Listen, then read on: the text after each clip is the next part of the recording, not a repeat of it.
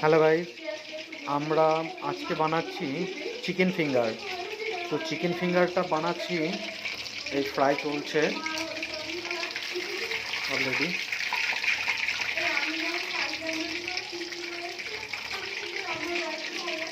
এটা বানানো হচ্ছে বেথুয়ায়, মামার বাড়িতে বেড়াতে এসেছি নদিয়া ডিস্ট্রিক্টে।